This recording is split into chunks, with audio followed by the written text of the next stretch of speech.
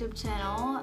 This is Imane Tarib. I got my little study buddy here, my little Einstein figurine that I love so much for moral support, as this is my first introductory video. So I was told it is common courtesy to do this in this space of YouTube, and it is very long overdue. So here we are. I am mainly here today to answer certain questions that I've been receiving on my Instagram account, in which I share bits and reels about the process of going through the USMLE and the ECFMG certification in order to be able to practice in the United States as a physician. And so to give you a little bit of backstory, first off, once again, my name is Imane. I'm from Morocco. I did my medical school in the University of Fez in Morocco, and then I went ahead and did a residency in ophthalmology, which was a 5 years program at the military teaching hospital that's affiliated to the University of Rabat. And so if you're bad in geography, Rabat is the capital of Morocco. And if you're good, let's play capitals game, because that's one of my favorites. And my backstory is that this whole USMLE path, actually, I started being curious about it back in 2013. And the reason is, when I started being an intern and actually working in the hospital and having responsibilities and taking care of patients, I would do a lot of research regarding updates in treatments and new modalities of taking care of patients, especially the difficult ones. And I was always amazed of the amount of research that is coming from the United States. So every subject I would research, I will find most of the papers are coming out of the United States. And so back then I thought at some point in my career I would have to do some kind of training and expose myself to this place that is producing so much research. So I started researching how you can either do an observership, train here, or even practice here eventually. And so back in 2013, when I did my research, I came to learn about something that became a constant presence in my life, and that is this book. This is called First Aid, and this book it's a super high-yielded book in every subject that you basically need to cover for the USMLE. So it has cardiovascular, endocrine, GI, gastrointestinal, oncology, hematology, musculoskeletal and skin, connective tissue diseases, neurology, psychiatry, nephrology, reproductive system, and respiratory. But it also has some of the basic science that I am very bad at, which is biochemistry, immunology, microbiology, pathology, pharmacology, and public health sciences. So basically, this is the material that you need to cover in order to sit for the Step 1 exam. I'll come later to the details of Step 1 and Step 2 and all that.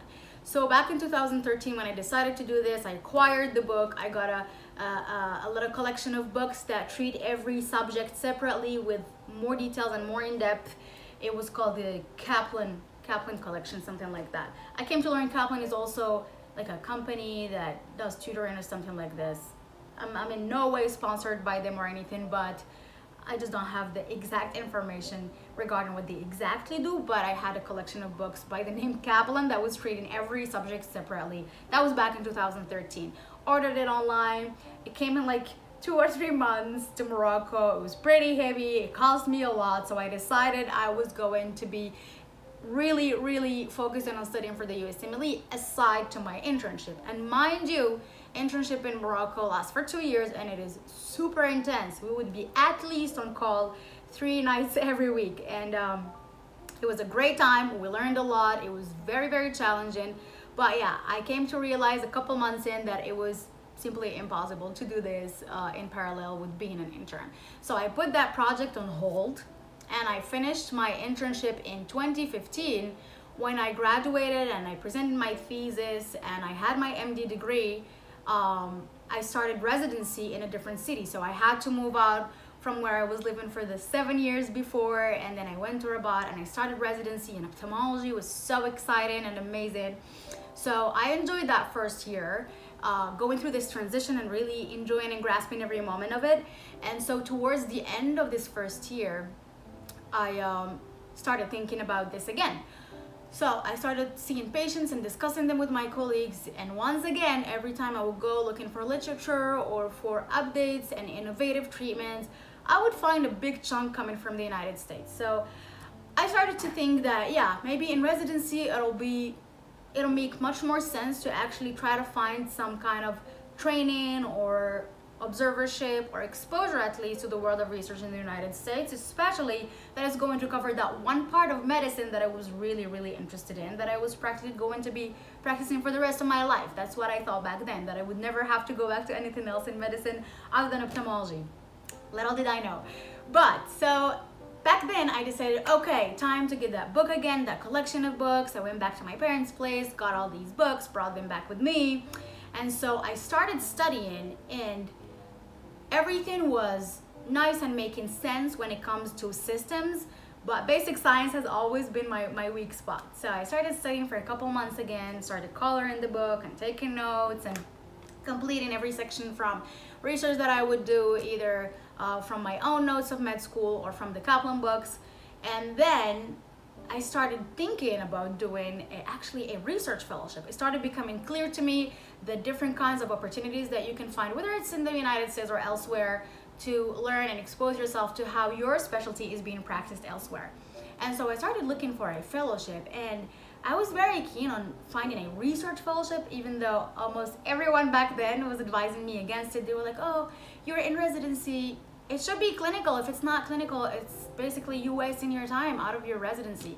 And for some reason, I just felt like, you know what, I'm seeing all of these patients. It would be so great to do proper research and follow up my patients in the right way and publish them and then exchange our experience with other centers and all that.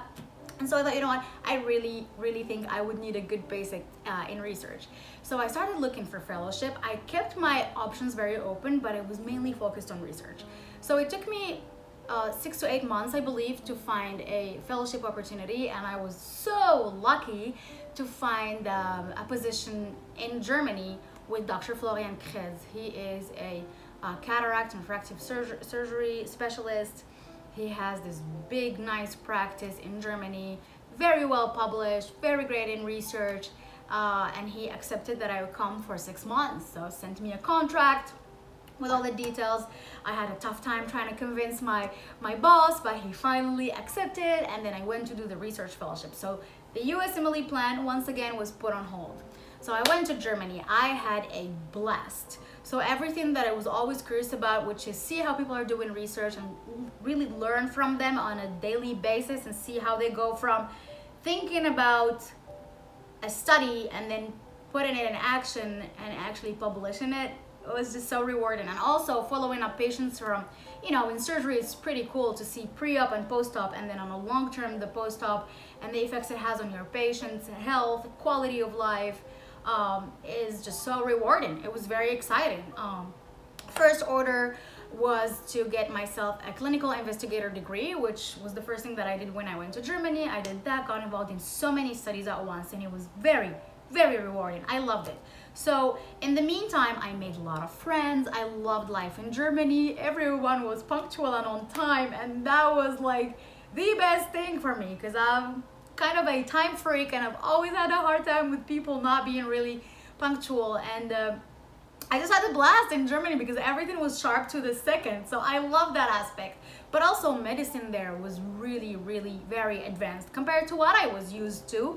So I was really impressed and started shifting my thinking towards maybe, you know, getting my experiences that I was always looking forward to get, maybe from Germany or maybe even practicing in Germany. I kept my options open, but I was leaning towards forgetting about the United States and thinking about Germany as a destination for my education and training. And so in those 6 months, I started doing, I had access to a simulator on which I was still practicing cataract surgery every weekend, every Saturday and Sunday. I was participating in conferences and meeting a lot of ophthalmologists and residents, and we exchanged a lot of experience and resources.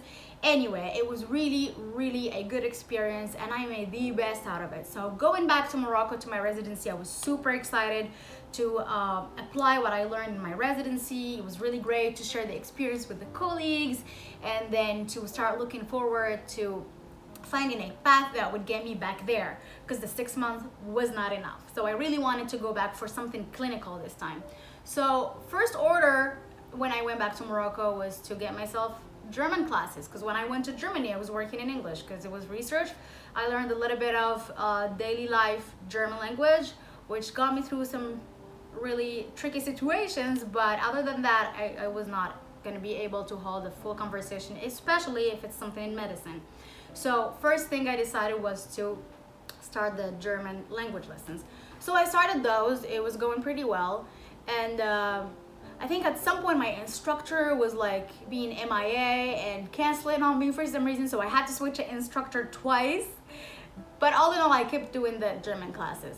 And so in my 5th year, I got heavily involved in surgery and getting super busy. I could not afford to have time to think of any of those things that were going to happen after residency, because the last year usually tends to get super intense and you're much more focused on surgery, you're much more focused on preparing for the end of residency exam and all those things. So I did that. I put the German language on hold. In the meantime, however, life happened and I started dating this boy from really, really far away in the far west. And so that, you know, this boy proposed, he became my husband. Things were a little bit really all over the place regarding my career and my future. And when he proposed, I thought, you know, I didn't even have to think about it because I was really in love. I still am. And so basically career-wise, my vision started shifting back again to the United States, because that would make sense both for my career, since it's always been in my plans, as well as for my personal life, which I started to learn that to give much more priority than I used to do the years before. So, you know, when we're in medicine, we're always super competitive. We want to be the best, we want to do the best, we want to get the most out of everything. We get really absorbed by work, and work becomes a priority and everything else doesn't matter. But I feel like towards the last couple years in my residency, I started listening to all these wise people in ophthalmology that were maybe in conferences or meetings, or even reading articles by them in certain journals. One of my favorite journals is actually CRST, it's Cataract and Refractive Surgery Today. They have articles about ophthalmology clinical stuff, but also they have interviews with ophthalmologists who talk about their points of view regarding how to carry on in this life with this really challenging career, while also taking care of the things that matter, which are family, personal life, hobbies, health, sports, etc. So by the time Sean, who's my husband, proposed, my mindset was already much more flexible than it was a few years prior to that. Because a few years prior to that, all what mattered was the job. It was medicine, it was ophthalmology, then it was being better at ophthalmology, then it was getting more out of ophthalmology, and so it was only and only that, and anything else didn't matter. But yeah, I admit that I was guilty of that, but then things changed, and I came to realize you can actually be really good at what you do while, you know, being a pretty cool human being as well. So anyway, so when he proposed, the plan became that I have to finish the residency, ace my end of residency exam, do the USMLE steps, and this time, not just for, you know, internship or observership or something that would get me some experience that I would apply back in Morocco, but this time, the ideology completely shifted, and it was, I was going to do this in order to start a life and a career in this foreign country. So I was going to move out of my country, not with the same idea that I had when I went to Germany, for example, like for 6 months, 1 year, 2 years, and then be back. But no, this time, the whole thing is about moving away, becoming an immigrant and stuff like that, you know? So, and the main biggest thing for me was always the career. How am I going to optimize all the time that I have in order to not lose much more time than I will already be, quote unquote, losing by doing this? So let me explain. So I did 5 years of residency in Morocco. In order for me to be able to practice ophthalmology that I'm already a specialist of in the United States, I would have to take exams that would license me, that would you know, these exams are basically like all the things you study in med school. So to basically have the level of med schools here, I feel like this is why they're doing this, trying to make sure people have the same level of knowledge and skills as well. So yeah, you have to do these exams. Step 1 is the one that I was telling you about, and this bad boy, contrary to what you may think, requires a lot of time to go through the material and be able to do the questions and make sure you can ace the exam, etc. But this is not the only thing you need to do. As of today, because things kept changing the last couple years because of the pandemic, but as of today, And I will put a link for the website where you will have detailed information, so don't take it just from me. But as of today, what I, in my situation, will need to do in order to be able to practice in the United States is to take step 1, then take step 2, and the book for step 2, the same one like first aid, is right here. Brand new, as you can see. I haven't just touched it yet. It's called USMLE Step 2 Clinical Knowledge. Last year, or all the years prior to this year, there was another exam called USMLE Step 2 Clinical Skills. And because of the pandemic, I suppose, clinical skills is not necessary anymore, but instead, I will have to do something called OET, which is an exam that will basically test my English proficiency. So I will have to do these 3. I will have to acquire clinical rotations and clinical exposure in the United States, because to apply for another ophthalmology residency in the United States, I will need to do these 2 exams plus the English exam, plus I will need letters of recommendation from United States physicians. So I could get letters of recommendation from my old bosses in Morocco, but that will not be enough, I suppose. It looks like everywhere I look, it is mandatory to have United States physicians' letters of recommendation. And in order to get that, you need some kind of clinical experience in the United States. So in order to find clinical experience, there are a lot of companies who do that. You can get in touch with them, they'll find an opportunity for you, you'll have to pay. There are issues with whether you're in the United States or whether you have a certain type of other type of visas. But they will secure something like that for you. You'll have to pay a fee and they will secure something like that for you. Now, once I'll do all of this and apply for ophthalmology, the time in the year in which I can apply is from June to end of August. So it's those 3 months you can apply for ophthalmology. And bear in mind, I am talking about ophthalmology because things can be different for other specialties. And again, I'll put down a link where you can find all the information regarding this whole path and much more details, because the research regarding this path has been ongoing for myself for 8 years. So every time I would start thinking about the USMLE, I'll be reading articles and reading on the ECFMG website, I'll be reading on the USMLE website.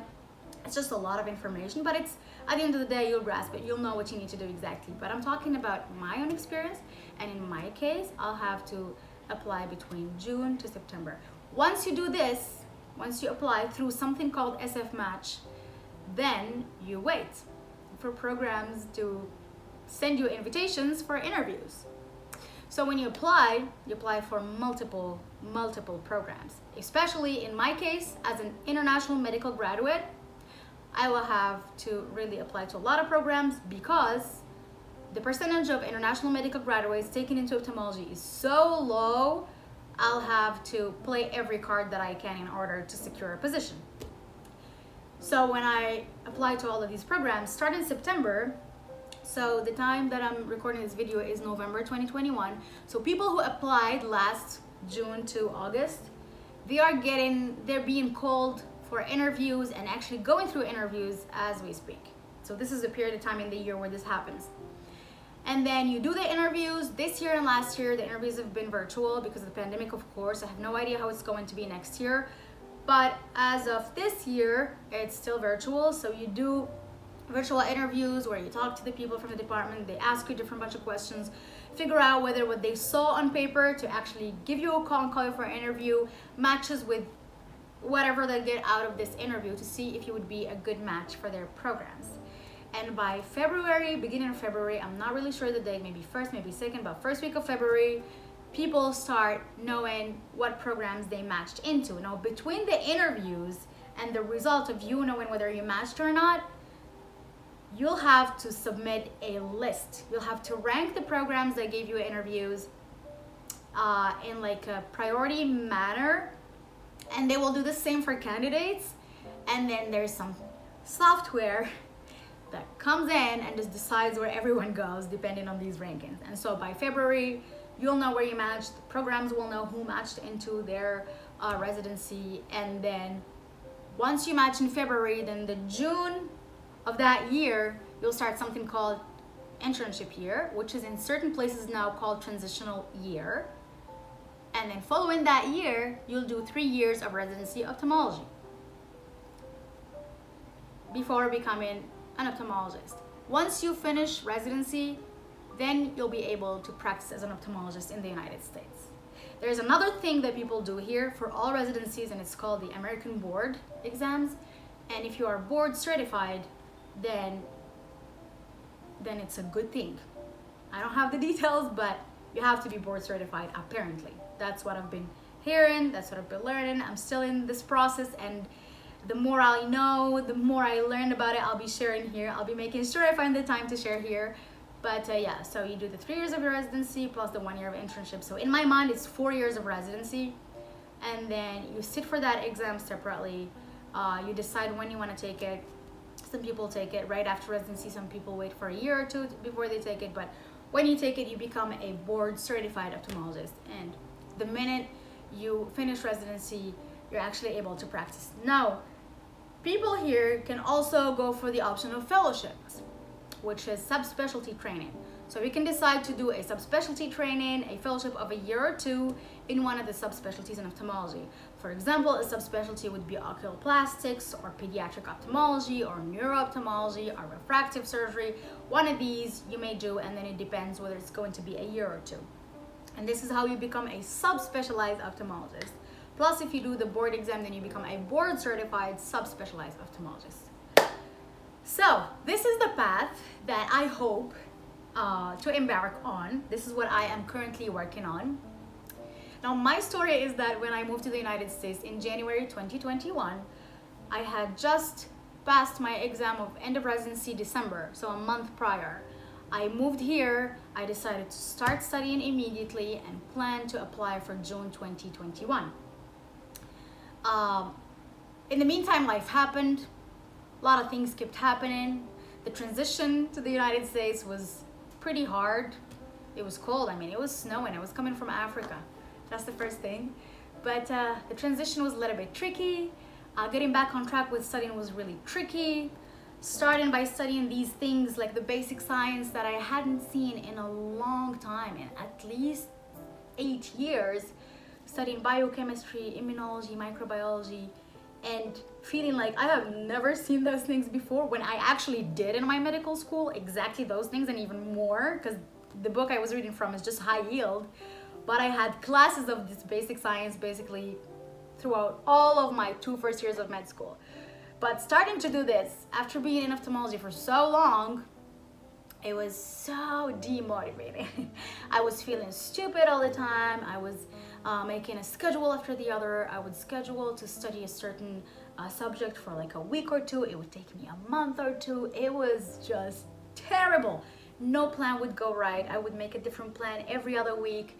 And then stuff happened because I got married to my husband and moved here. I didn't wait for any kind of paperwork to be done. I had a tourist visa for so long for the United States. So the minute I finished my residency, I moved in to live together. And in the meantime, I was called from the embassy in Morocco, and I had to go back to do an interview in Morocco. And I had to stay for 3 weeks, then came back. Then a lot of things kept happening. But all in all, the plan to apply by 2021 was just thrown in the water. So all of the summer, July and August, I was back and forth to Morocco because of family matters. And then, so once I came back, September 2021, that's when I decided, okay, now I have to make an actual plan. I'm very familiar with everything in this book. I'm very familiar with how these things are. Pretty much, already used to living here now. Things are, getting back on track slowly but surely. I mean, it took me maybe 8 months to get a driver's license, and that was a big obstacle. So I got that. So by September, I basically had no excuses. I just had to sit down and study my ass off and just make this happen this time around. So this is what I'm doing right now. I am currently studying for step 1. And I am also doing questions for the step 2 exam before going through the material. Now, why am I doing this? The reason is by the time I will take step 1, the exam will not be score-based and it will be pass or fail, which means that the score that will matter the most for my application to ophthalmology residencies will probably be the step 2 clinical knowledge score. So I had to incorporate some step 2 studying within the step 1 studying, because I'm taking the step 1 exam, and then a couple months later I'll take the step 2. Actually 3 months later I'll take step 2. But for some reason I couldn't sleep easy knowing that I am doing nothing regarding step 2 at this point in time. So this is what I'm doing right now. So things that you can do to study for this USMLE, I can make a whole other video talking about all the multitude of resources out there. But what I have been doing personally is I purchased this book, the first aid book. So I had this before I came to the United States. I got it maybe September 2020, and then so this is the book that I've been using. I also purchased a subscription to something called USMLE RX. So basically every paragraph in this book, you will find a video, almost every paragraph. There are very, very rare instances where some subjects are not in the format of video. So this USMLE RX has videos explaining every part of this book basically. It also has question banks and flashcards and something called the bricks that I haven't explored just yet, but what I've been using for my first read of this book is the videos on USMLE RX, because sitting down all day and studying just from the book without any details has been really, really challenging. And I found that watching videos while reading from the book and taking notes from those videos and adding them to the book to be much easier and to make my day much more productive in a way. So by the time I was almost done with the first read of this book, I started realizing that doing questions matters a lot. So I also purchased a Q bank called UWorld, and I started doing questions from that Q bank. At the same time, I started realizing that being lonely going through this is just so annoying. So I started sharing on my social media about how I was starting a study group. So basically what I did is all the people that were interested, we gather for an hour every day, Monday to Friday, for a session to study together, basically. Go through material and discuss things together. And I have been doing this for a little bit over 2 months now, and it has been the best thing. First off, it gives a lot of structure to my day. Second thing is you don't feel alone, because there's all this bunch of people that are doing exactly what I'm doing and maybe taking the time off to study for the USMLE as I am doing, or maybe, you know, they're doing fellowships or they're actually working and they're from all around the world and also studying for the USMLE. So at first I had one group, and then there were people from other parts of the world that the timing of the study session was not very good for them. So I started a second study group. So I had 2 study groups in a day, and so it's working out pretty great because I wake up at 5 in the morning, I study for a couple hours, and those are the best hours of studying for me. Then I take my breakfast, I work out, I drive my husband to work sometimes if I need the car. I would attend the webinar, or maybe sometimes if a webinar is happening the day before or the week before in a time that was not convenient for me, I'll rewatch something that's available on demand in that breakfast break, which is usually like an hour, sometimes an hour and a half, but mostly an hour. And then I would study again until 12 o'clock, and then I do the study group from 12 to 1. And then after the study group, I take a lunch break. I'm usually not really hungry by the lunch break, so I would either take a walk or call home, call my parents, call my friends. I would do something fun. Or I would do something related to some other things that I'm involved in, mainly societies and organizations in ophthalmology. You know, things like preparing programs for webinars, or organizing a conference, or moderating something, or sending emails for speakers, stuff like that. But I'll talk about this in a separate video, because I found it to be really, really great and motivating for myself to still find a way to keep in touch with ophthalmology while going through this. It's really a great way to not be completely detached from the thing I love most, and it's also my goal. So doing it every now and then gives me a vision of what I'm working towards, and it's been super helpful because I cannot count on motivation all the time. So discipline is really what matters in this very, very long process, but a bit of motivation here and there definitely boost the morale and help. So after that break, that would be usually a couple hours. Sometimes I would go for a walk, as I said, or I would talk to people or get things done that need to be done. Sometimes I would also go and do groceries, or if the weather is nice, I would go and explore a little area in Toledo, Ohio, which is where I live right now. Pretty charming and nice city. And then I start the afternoon session, then I start studying again. And then at 6 o'clock, I do another study group, and this is where I meet with the people who have been working all day long and are based in the United States, or those that are not in the Far East, and it's just not too late for them to be doing this study group right before going to bed. For example, people from Morocco who are in this group. So by the time I do it at 6 o'clock, usually it's 11 p.m. their time, so it's right before they go to bed. And then the other group in the morning for people who cannot afford to be sleeping this late, or ones that are really in the far east, like people from India or Iran, to whom the 12 o'clock group coincides with their bedtime. So it's been working out pretty well for everyone. And so when I finish the study group at 7 p.m., I just, the day I take the rest of the day off. Then I get stuff done. My husband comes back from work, or I go pick him up, or I go do things. We have dinner together. We like to watch shows. We like to talk about the day, so on and so forth. So this is my plan. This is what I am currently doing. So I started incorporating a little 1-hour study group for step 2, but really just quick facts and stuff like that, because it's very clinical. It's much easier to do some vignettes or stuff like that to get used to the way questions are being asked, or get used to the material of the step 2 exam. And that group I have started just this week, and I am actually doing it in my lunch break. So my lunch break went from 2 hours to 1 hour. It's been okay. It's been cool. Obviously the rhythm of studying is not similar between the first session in the morning from 5 a.m. to 7 or 8, and the morning session, the afternoon session. Obviously, throughout the day, the energy level gets lower. Material that I can go through gets really smaller than what I can get through in the first session of the day. But hey, we do what we can. This is the plan. I'm doing this now. There are so many great resources outside of what I am currently using. So you can just research that, or you can find it in the website of the USMLE. You can find in the ECFMG website also, I believe, but they are everywhere, and I'll be happy to share those too if you want to. But yeah, this is what I'm doing. Hopefully by this time next year, I'll be getting interviews. That's my plan.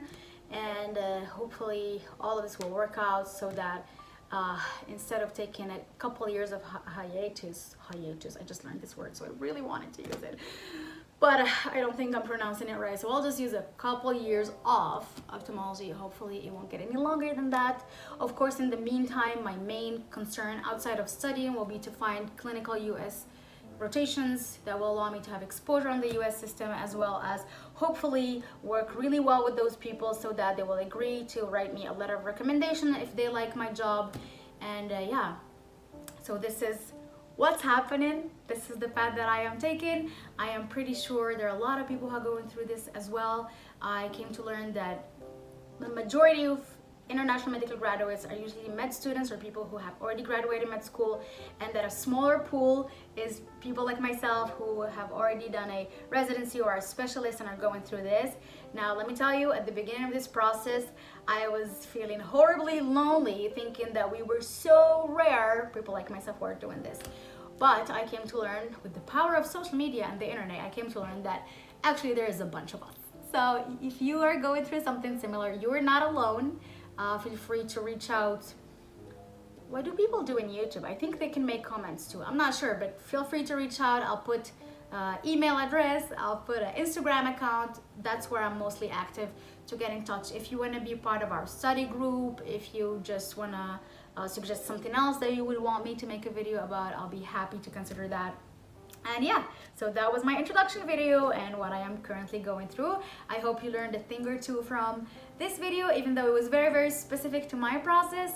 But there are things that I received people asking about, such as how to register for the USMLE exam, or what to do to make my English language better, or what study material do you think I should use for a certain subject or the other, Q-Banks comparison, stuff like that, that I may be able to make a video about in the future. So if that interests you, then stay tuned, and if you have any other ideas, please let me know and I'll try to do it all. So that's the video. Take care, and until next time.